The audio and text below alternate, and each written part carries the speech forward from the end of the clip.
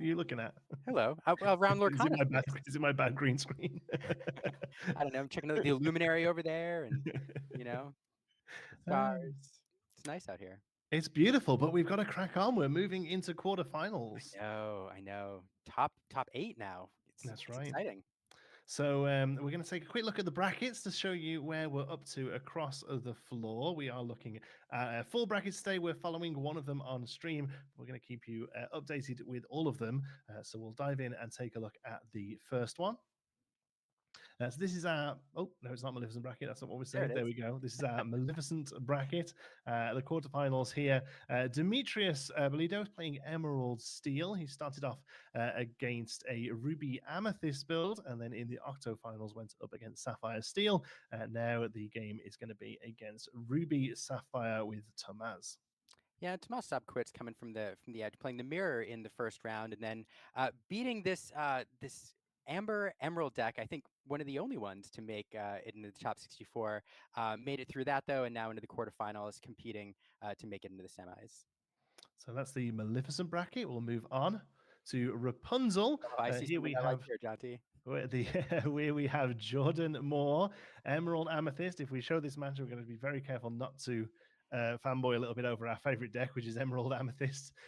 He started off in the first round against Michael with Emerald Steel, and then the octofinal saw him up against Dylan with Ruby Sapphire, and now he's up against Brennan. Yeah, and Brennan DeCandio coming from the first round against a Ruby Sapphire deck, playing Ruby Sapphire again, and now seeing something completely different, something he probably hasn't seen today with this Emerald Amethyst deck. So it should be an interesting match. Absolutely. So that's your Rapunzel bracket. Then we can move into Cinderella. Here we see Dominic. We just saw a moment ago there against the against Joshua in the mirror. Before that, in the first round, he was up against Doi, playing Ruby Sapphire. He's running Emerald Steel, and he'll be up against Kurt. And I think we've seen most of Kurt's gate so far if you've been watching the stream. He's had to go against a few different control decks, and in different games has taken either a very aggressive line or, more of a longer game line, winning the game with Queen's Castle. So it's been fun watching his journey and a challenging match here for him in the quarterfinals. Absolutely. And then the last bracket, the one that we're going to be taking a look at now, is Alberto Garcia. He's also playing Ruby Amethyst. He was up against Zach Bivens in the first round there, against the Amber Steel Zach, and then against George with Ruby Sapphire, I think that was. And then and now he's up against Brian with Emerald Steel. And Brian making it through, wading through a couple of Ruby Sapphire decks as well in the last couple of rounds, and now playing something different with Alberto's aggressive Ruby Amethyst deck. We see our Seal Stonks in this bracket dropping off here in the first round. It's just sad to see them go. Absolutely. But we do have Alberto and Brian in the quarterfinals match. That's the one we're going to be taking a look at. I think it's worth pointing out what is on the line here as we go from top 8. And that is if you take the win here, you're going to go to top 4, which is going to get you today the golden brave little Taylor. So this does vary depending on the size of the field originally. Atlanta, there were over 2,000 players, so we did have the top 8 receiving one of those. But here with a pool of about 1,000 players, it's just going to be top 4 taking one of these home with them. This thing is incredible, right? Yeah, it is beautiful in person. And, I'm a big fan of history. I like being able to follow the history of games. And one of the things I love about this card is that it's serialized. So we know there's only going to be 500 of them, and we're going to be able to trace each and every card to who originally won it and at what event. And so it's just a really neat prize. And that's really what's on the line here this round. Absolutely. And Brave Little Taylor was such a great choice as well. The poster boy of the game, let's be honest with you, one of the very first cards we originally saw. Obviously, it's Mickey Mouse, Disney's main man. So it's really awesome to see the evolution of that early card that we first saw way back before we even knew what the game was. And it said 5/5 evasive, and we all were guessing what evasive did and what law meant and all of that. And now we see that sort of come full circle to now be this sort of pinnacle of a card that these players are trying to win today. Yeah, absolutely. And Nicholas Cole, what a fantastic artist to bring this one to life. We're a big fan of Nick here, yeah. Okay, we're going to be moving into the game then. We are taking the Alberto versus Brian game. Alberto actually did very well in Atlanta, already has one of these Mickeys. He was a top 8 player in Atlanta, so does have a Mickey. So he's playing for his second Mickey today. Brian, I believe, playing for his first. So let's dive in and see what it looks like. Okay. Oh, yep. Alberto, definitely a face we are used to seeing from Atlanta. I think he actually placed in the top four as well, not only getting the Mickey, but then making it just a hair's breadth from the finals. Awesome. So yeah, so Alberto on the left here. And then we have Brian on the right. I don't think I've seen either of these players in our matches yet. So these are new players for us, but playing decks that we've definitely seen a lot of today. Brian on an Emerald Steel list that is leaning into the Bucky and Floodborn package. And then we have Alberto on a Ruby Amethyst build that's, moving into that slightly more aggro-y build that we've seen in this set. Yeah, he does that have that aggressive line available. We've seen that play out very well a few times where the Ruby Amethyst player can really close out games in the first 5 or 6 turns, and that revolves around playing Flynn Rider Frenemy on turn two. It's a little bit more of a risky play here, though, taking that line because there is so much removal, early game removal in Steel, and you have characters like Diablo that can shift and then sing a song on turn two to remove Frenemy. So it'll be interesting to see if Alberto chooses to take that aggressive line or if he chooses to pace things a little bit. Absolutely. You could really come running out of the gate if you're up against like a Ruby Sapphire build or a Sapphire build in general, really. But that steel is what's going to really be making you judge this. You know, the steel obviously running a lot of the smaller costed removals like the Storm Rage on, Strength of the Raging Fire, and what have you. So we may well see this lean into perhaps what you could call a more traditional Ruby Amethyst role, that sort of mid range tempo-y control deck. Perhaps, but we do see the frenemy coming out here. Unfortunately, it won't activate here for Alberto on his turn because we do have Robin Hood there with 2 strength, and we're also threatening a Robin Hood shift here, which would be a really great turn. And there it is, Yeah. Robin Hood coming out with 3 strength. Robin Hood is a 2 lore character. It's a 3/6 stat line, and when it challenges a character and banishes it, you gain 2 lore. Additionally, when he's banished in a challenge, you can draw a card. Yeah, interesting to see how Steel really kind of shuts down that new Flynn line. One, you've got that Steel removal that we just spoke about, but also you very quickly with Floodborns able to get much larger bodies on the board that than Alberto is going to be able to see. Although something like a Fox here would put Flynn back online for the next turn. That is true, and that could be the line we're looking at. Also Sisu as well. I see a couple of Sisus in his hand there. That That is should true. one, two, three cards in hand currently for Brian. So yeah, unless Brian sort of really empties his hand out here, Sisu would probably be online for Flynn as well. And Sisu, a great card. The high strength on that will allow it to take care of some cards on Brian's board. Perhaps even that Robin Hood, um, if Brian draws into a few more cards.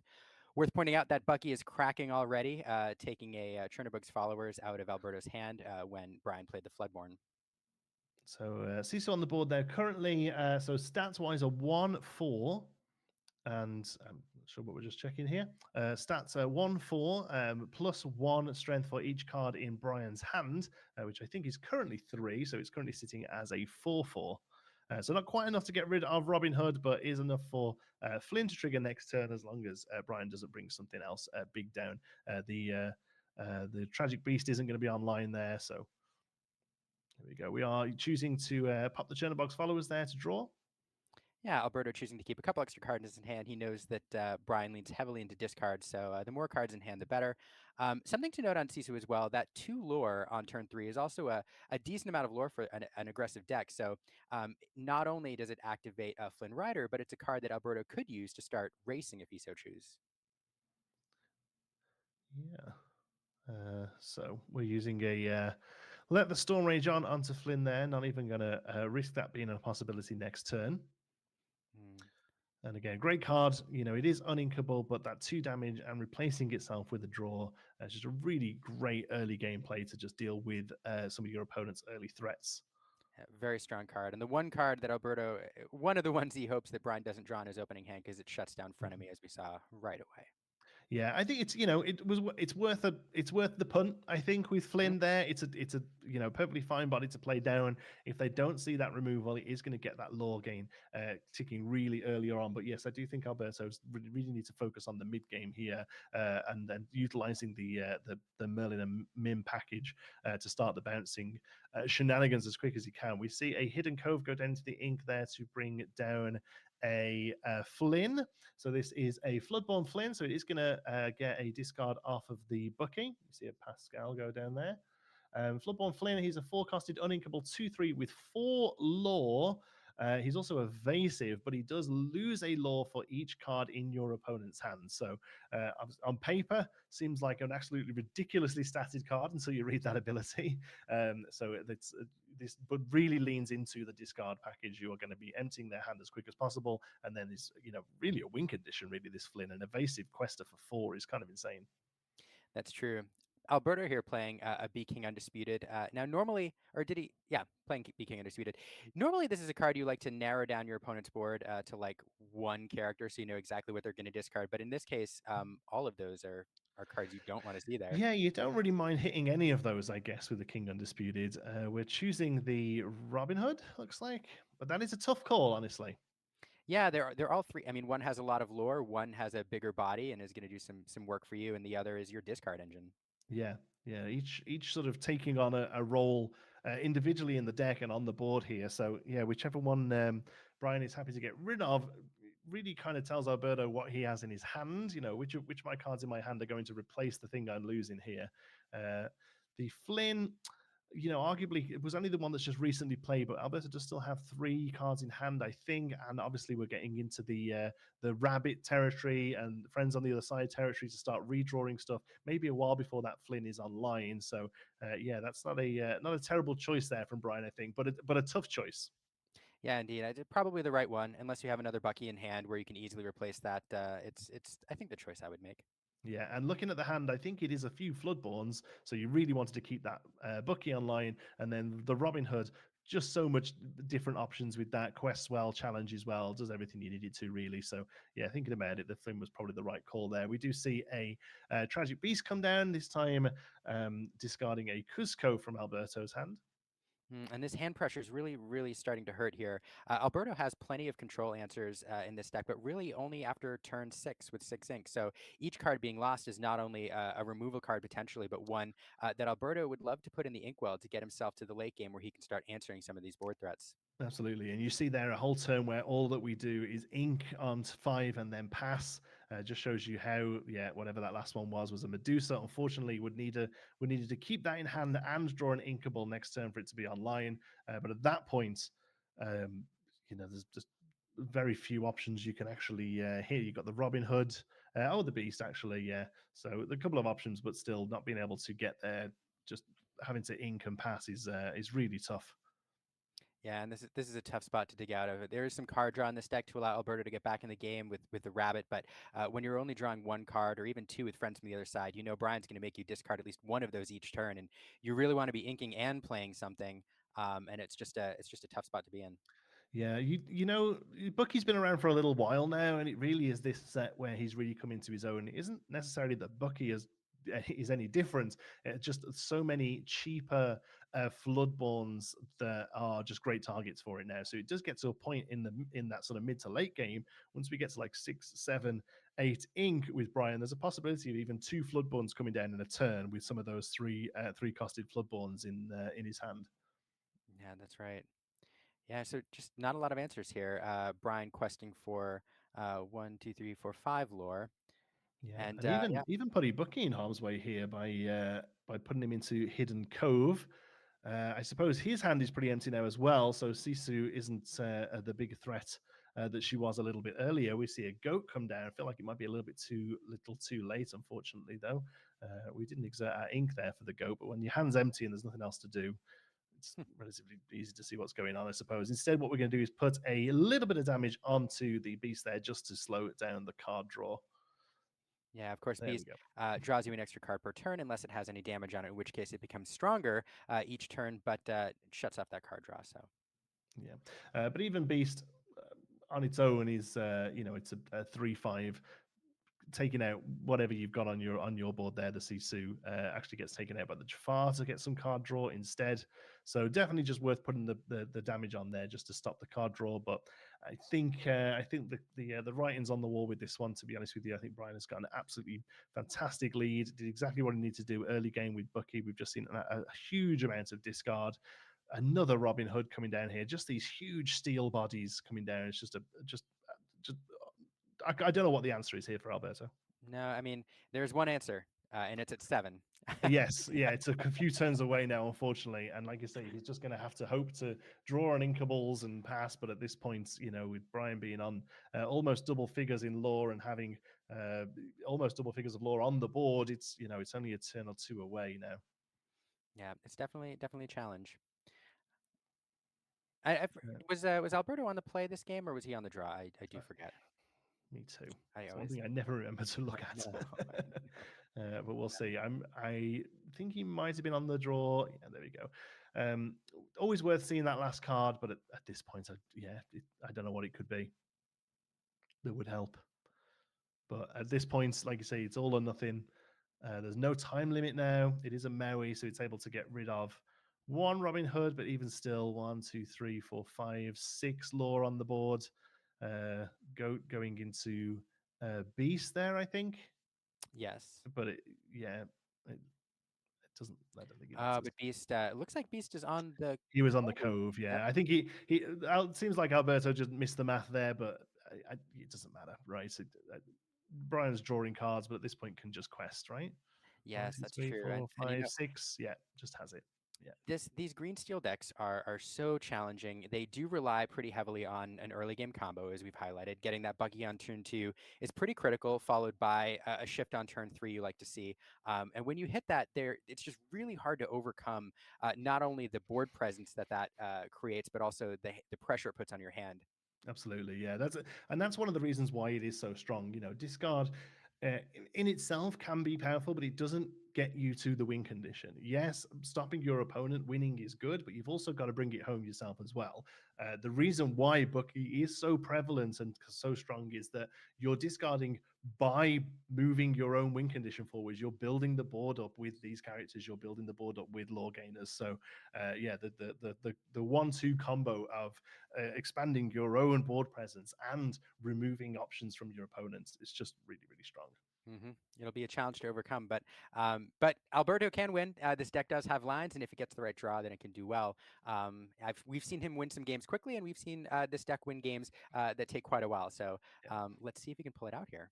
Absolutely. I think Albert definitely needs to see. We'll go to the table. I definitely think Albert needs to see some of the MIM package really that we just didn't really see that game. I think that's what's going to really help him is getting some of the value on the board and the card draw from the MIMs. So let's see if we Yeah, can do it. absolutely.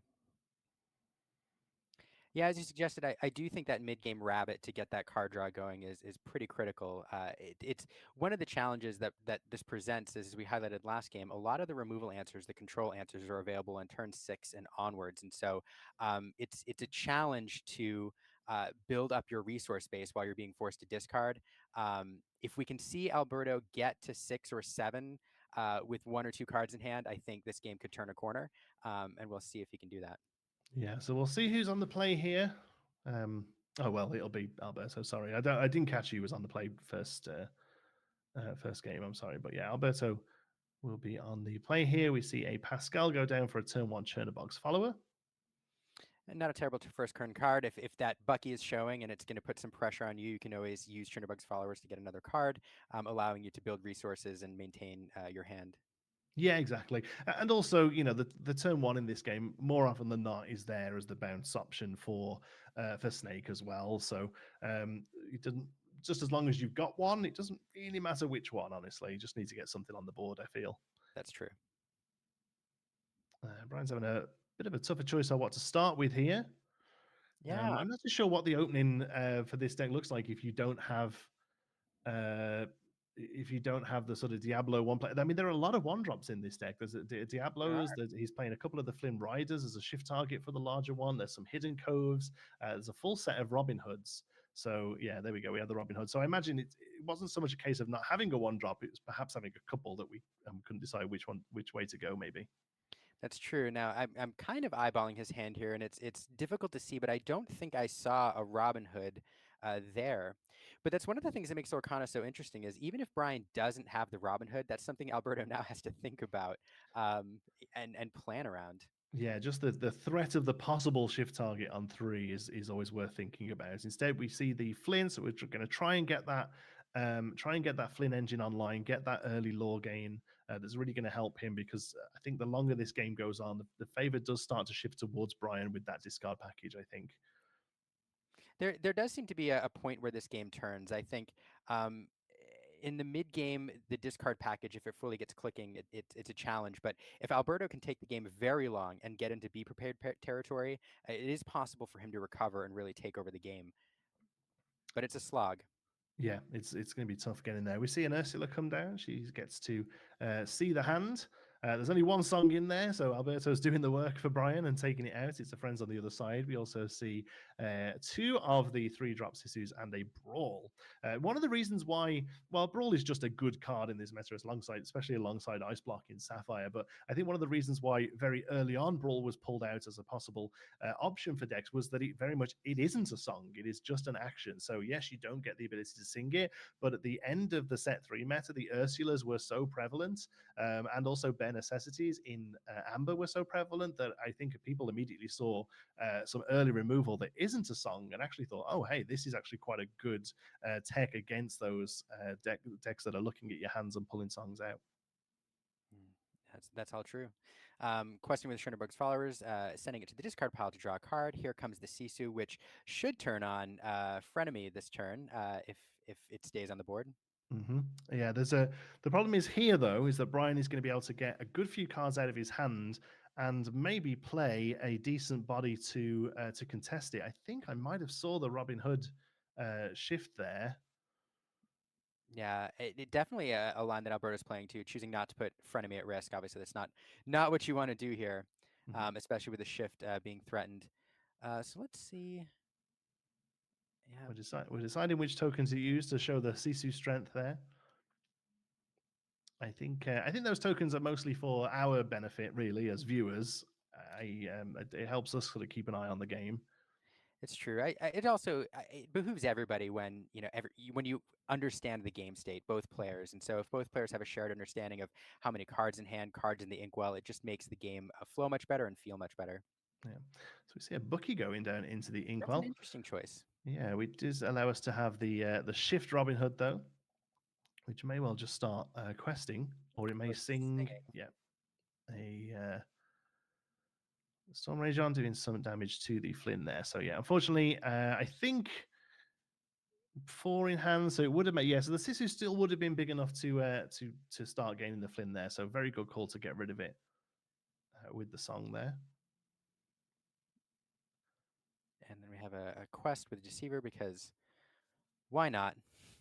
Yeah, as I've said a few times, once she's come down and gotten rid of a song out of the hand, she's kind of done what she needs to do.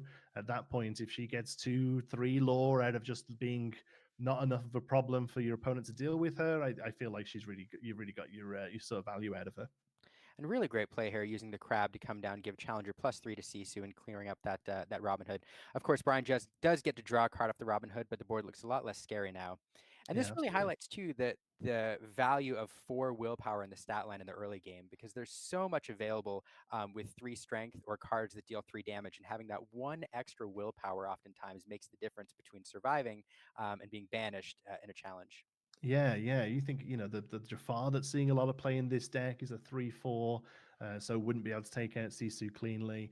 Obviously, the Let the Storm Rage On is only doing 2. Strength of a Raging Fire obviously can get up to 4, but rarely are you seeing that much of a board presence. And if you are, there's your opponent has other issues. Yeah, absolutely. Speaking of Ursula, thinking about this, but it looks like we're going to see a Deceiver of all. So Deceiver of All, great card. In the last meta was paired really well with Amethyst, and she basically just sang friends on the other side Yep. all day long. Here, though, we're seeing her move now into the steel builds a lot more, just because of the value you get off being able to sing that Let the Storm Rage On, the Strength of the Raging Fire, and also Sudden Chill we see getting played here as well, which would be discard 2, having her singing it. So just a lot of value all around. Yeah, and we do see the sudden chill, and I think is that a grab your sword there? So not the strength of raging fire, but I think that is strength of raging fire there, second from the bottom. So options here available for Deceiver of all. It should be I right. think that's a Let the Storm Rage On. What did I say? Strength of Raging Fire, My but bad. they're Yes, that's close. I saw the That's what I meant to say. My bad. Yeah. Thank you It's for okay. clearing that up. We see a Robin Hood going into the Inkwell. We see the Ursula trade with Sisu. Perfectly happy with that trade if you're Brian, I think.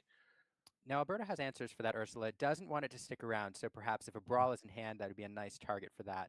It does have 2 strength, making it a legal target for that card. Absolutely, yeah. Crab singing friends on the other side, drawing 2. Just helping to refill that hand. Help looking for answers. I think we do see a brawl there. Which most likely is going to come down and deal with that Ursula. Yeah, there we go. You just see the value of cards that have an interplay ability here. I think all the cards that sort of have to come down and survive a turn. Yes, if they do, they can really pop off. We've seen Ursula in some games today really get some value out of singing the those steel songs twice, or sorry, singing them once and playing them once.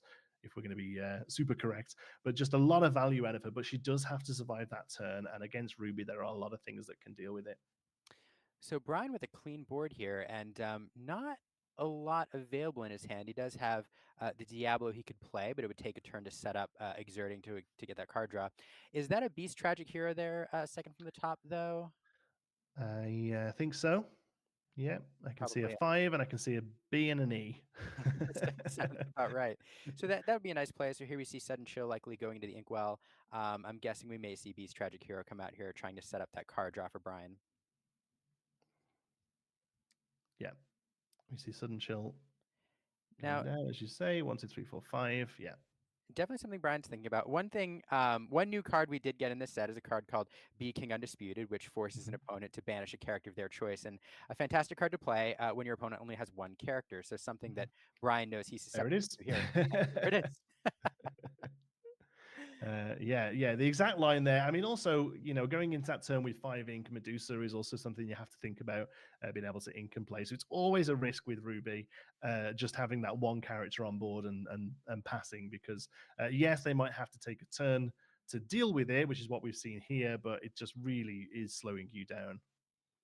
And Brian just with a lot of songs in hand, allowing him to respond to the board a little bit. Here we see one of them, a Sudden Chill, getting rid of one of Alberto's last 2 cards.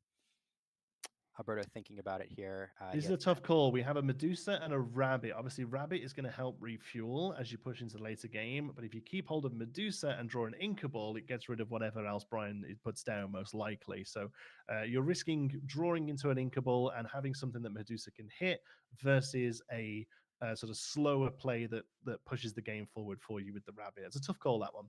That's true, and we have the benefit of knowing that Brian has a 3-cost Diablo in his hand as well, a card that he's Yeah. probably going to play here shortly. So there goes the Medusa, which would be the answer to the card I think we're about to see, which is the Diablo. Yeah. Do you think if that had gone the other way around and a Rabbit had gone into the Inquad, do you think that would have changed Brian's choice for Diablo there? Did Was Brian aware of Alberto's hand?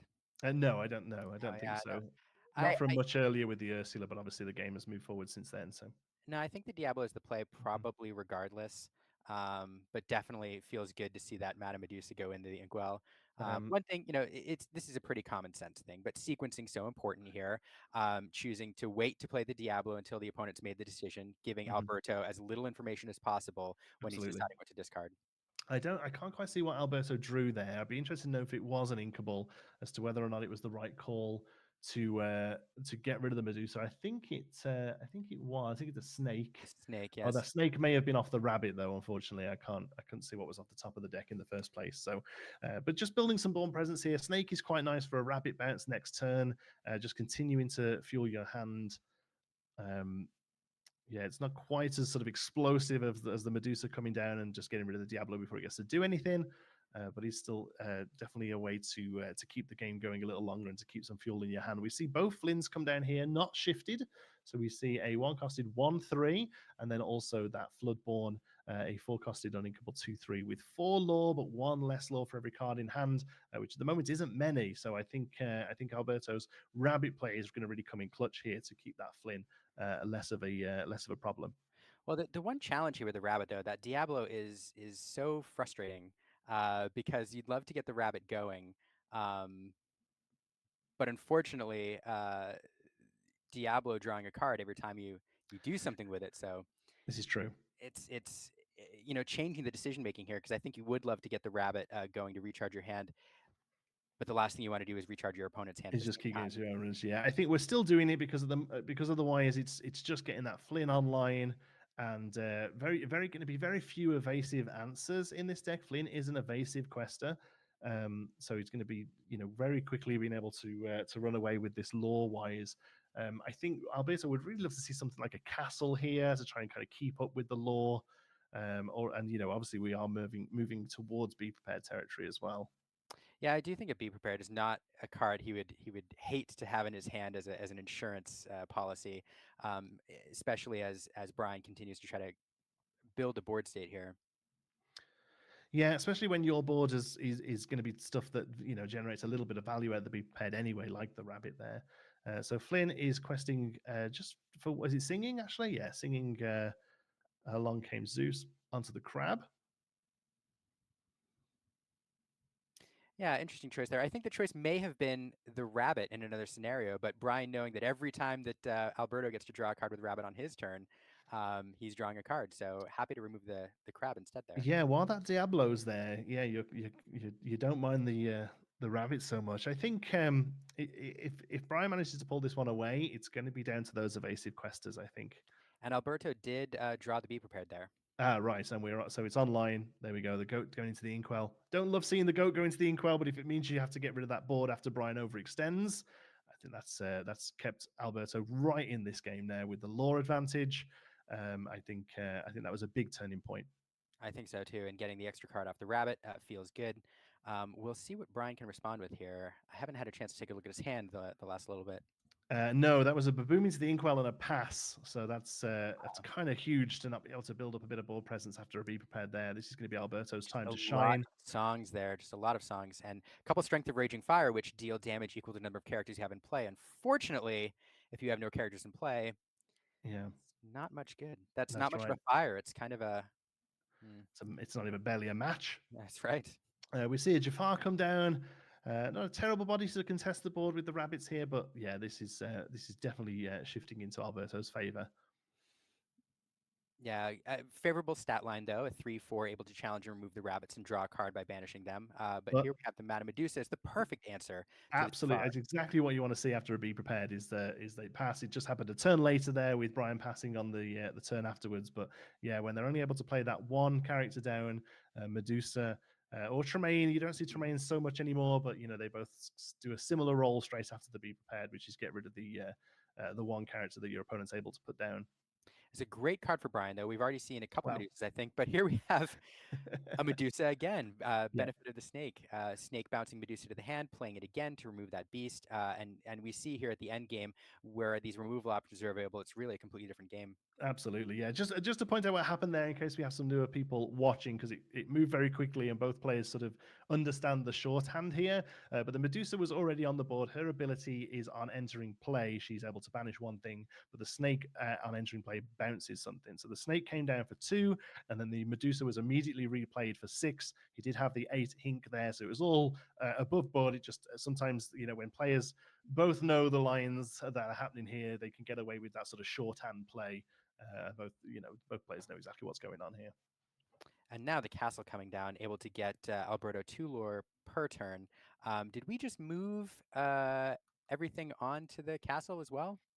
We may have done. Yes, there we Yes, we go. did. Yes, It's a we bit did. difficult to show when you've got that many, but at the moment we have the ink for it. We see an Ursula come down to see what the hand is, but at this point, there's very little answers for Brian to pull, I think. So there we go. It goes to 1 each, and we're going to be moving to a game 3. Wow, exciting. I do love game threes. It's really fun to see, one player perhaps lose game one and then have the chance to come back and take the whole match. So Alberta doing it there, forcing the third game. I really think the difference here, and I'd be interested in your thoughts, Jonty, but I really think the difference here is the opening for Emerald Steel was not as good. We did not see the turn 2 Bucky, and that's really what this deck really wants to do to be able to shut down your hand.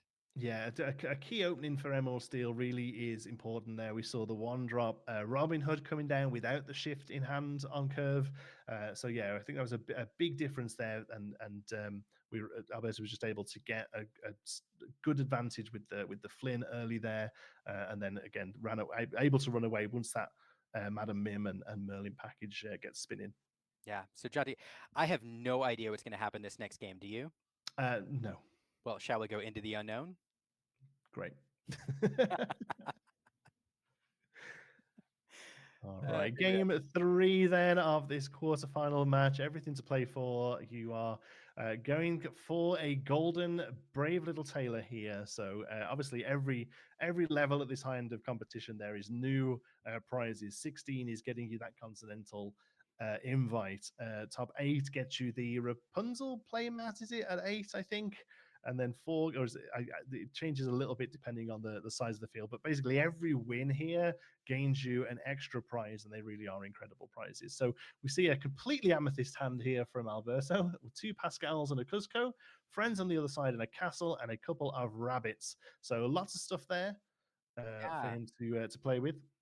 I mean, this is not. See, we do not see the aggressive opening here. This is a game that Alberto is going to have to take kind of long. He can't play the frenemy line, but able to drop some evasive Pascals down early. Here's a Cuzco instead. Never mind. It's Chernobog's followers, a card that you can banish upon questing to draw a card. But Alberto has those rabbits, and those rabbits, unless he really gets hit aggressively with the discard, are going to allow him to keep his hand going, keep cards in his hand in the mid game, take it into the late game like he did last time. So they are you can't use them until turn 4, but not awful cards to have in your hand against this deck.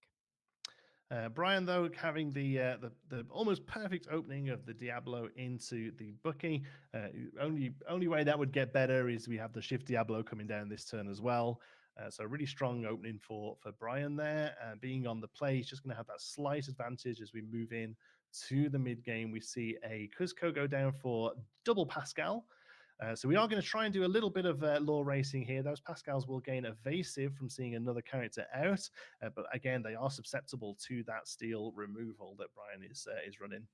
Yeah, Pascal, a fun little character that gains evasive as long as there's another character in play. And what does a Pascal love to see next to him? Another Pascal. The Pascal brothers, they are happy to sit there and stay up in the trees and be evasive, I guess.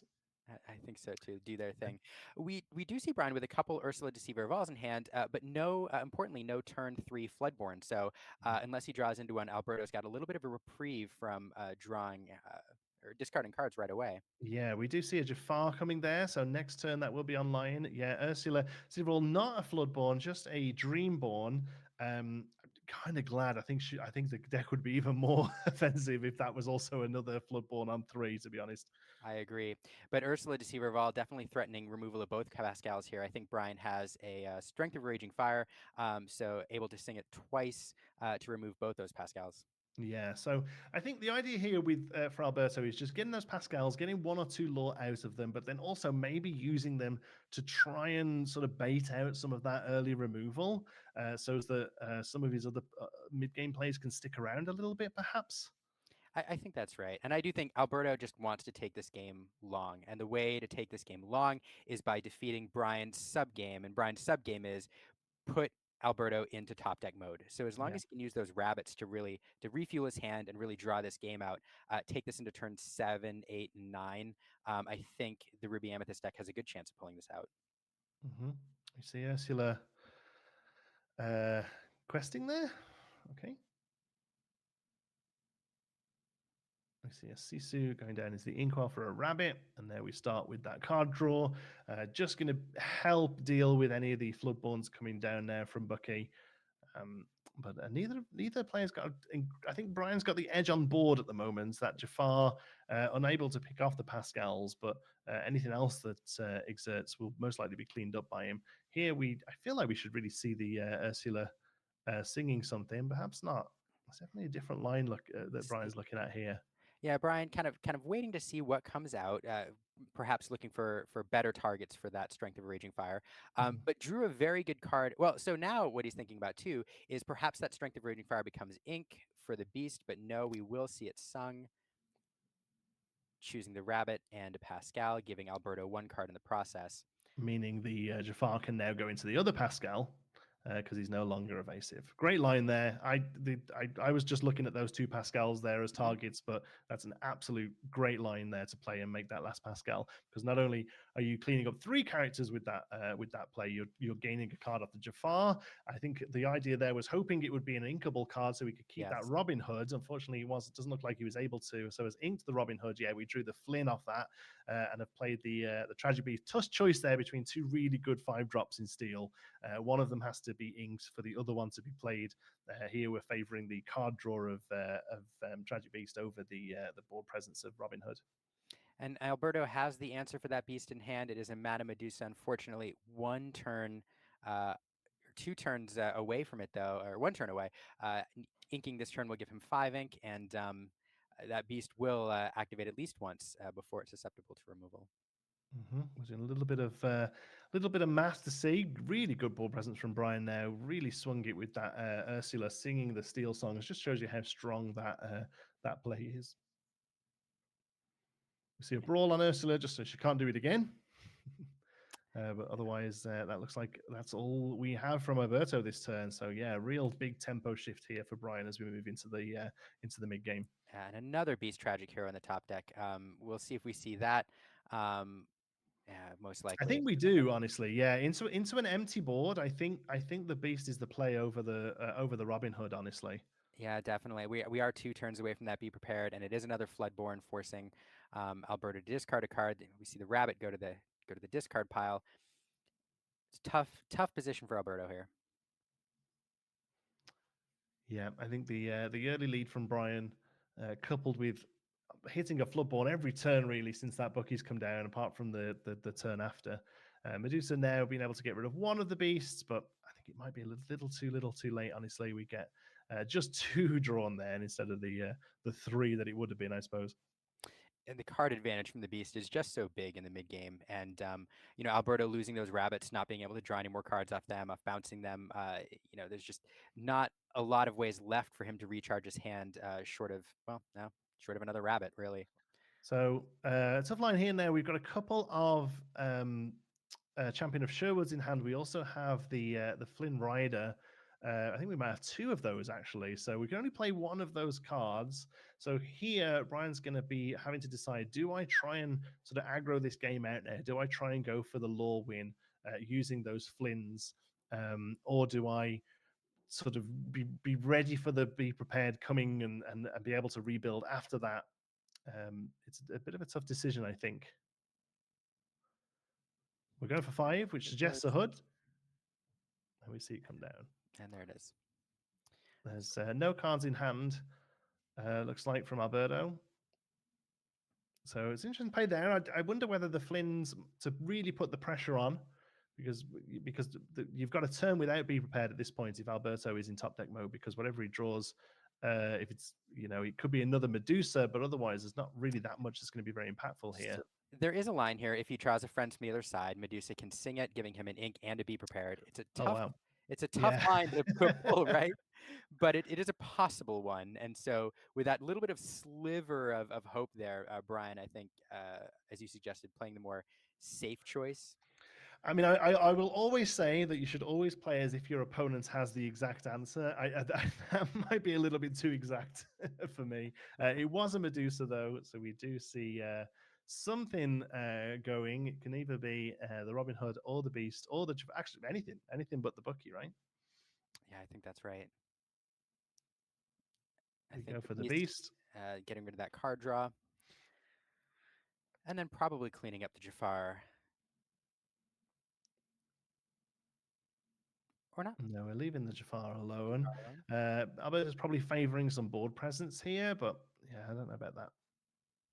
Yeah, I mean it's one lore, but choosing not to expose it to the champion of Sherwood, which would gain 2 lore from the challenge anyway. And here we have the Flynn.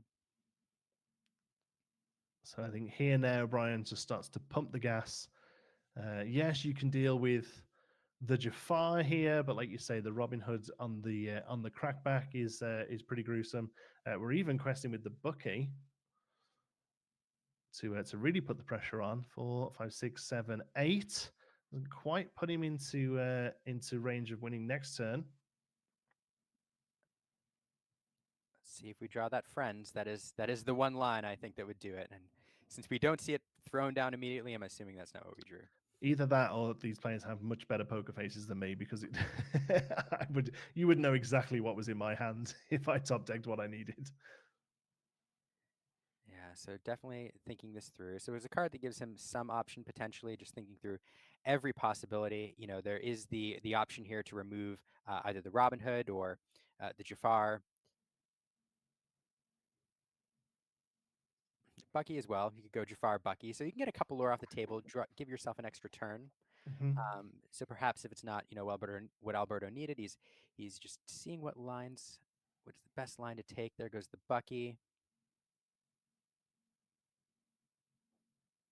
We bounce with Ah, Fox and Fox into Jafar.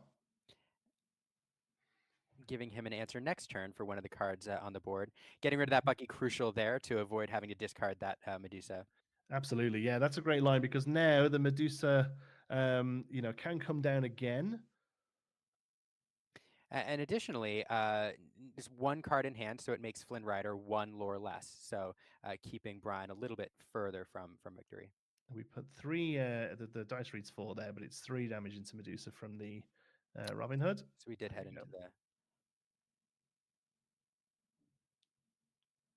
So yeah, one card in hand makes that Flynn a little weaker, but even still, at this point, Brian is at 12 with 5 lore on board. If we quest with both, or if we trade, we get the 2 from Robin Hood there. So we do that, going to 14. And drawing a card for Brian since And Robin is absolutely, going. and I suppose at this point, Brian's maybe looking for a sudden chill or a Bucky if we already have a Floodborn in hand that we can play small. No, instead we get a Flynn and Robin Hood and quest for 3. Yeah, we need to see. I don't know what we need to see here. We see the Yeah, Medusa come unfortunately, down and get rid of the Flynn, but that's still a 3 on board, and we shake. That was a great game. playing it right to the very end. Yes, not an ideal opening for the Emerald Steel player there, but just enough to keep pressure on Alberto, pressure on his hand, and Alberto never really able to establish it and get those rabbits going in the mid game. Yeah, that was tough. It's a tough call, but leaving the 2 Medusas up there, hoping to maybe go into friends. Maybe the line was being a little bit more aggressive with the board clearing, but these folks have had 2 really long days now. They're playing to the best of their abilities against really other great opponents. Oh man, see, it's been long. Can you tell? Well, and Alberto, I mean, a top tier player. You can't argue. Absolutely. He's been to 2 Lorcana challenges. He top 4 in one, top 8 in this one. So just a fantastic player. And if he goes to any more, I'm excited to see if he continues that success. Absolutely. I'm loving even after just 2 of these in North America, 3 in the world with Leo happening, that we're already seeing these names, who are willing and able to travel around and make a name for themselves and consistently do well in these things as well.